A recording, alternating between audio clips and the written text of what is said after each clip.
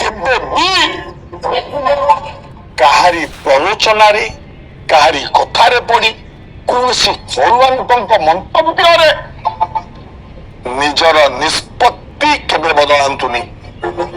ମନେ ରଖିଥିବେ, ଯଦି ନିଷ୍ପତ୍ତି ବଦଳେଇବେ ଦେବେ ତାହେଲେ ଆପଣଙ୍କର ମଧ୍ୟ ସବୁ କିଛି ବଦଳିଯିବ।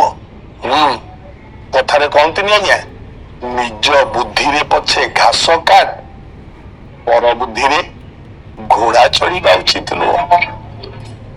କୈକେୟୀ ଯଦି ନିଜ ବୁଦ୍ଧିରେ ଚାଲିଥାନ୍ତେ ଆଜି ଏତିକି ବାଟ ହେଇନଥାନ୍ତା।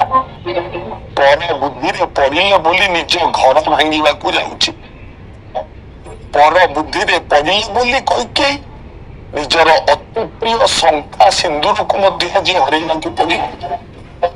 ବାବା ମା ନିଜ ବୁଦ୍ଧିରେ ଚଳନ୍ତୁ, ନଚେତ ବାସ୍ତବରେ ଯୋଉମାନେ ମହତ ଉପଦେଶ ଦିଅନ୍ତି ଗୁରୁ ଗୁରୁଜନ ବ୍ରାହ୍ମଣ, ଏମାନଙ୍କ କଥା ଶୁଣନ୍ତୁ, କିନ୍ତୁ ଘରୁଆ ଲୋକଙ୍କ କଥାରେ କେବେ ପଡନ୍ତୁନି।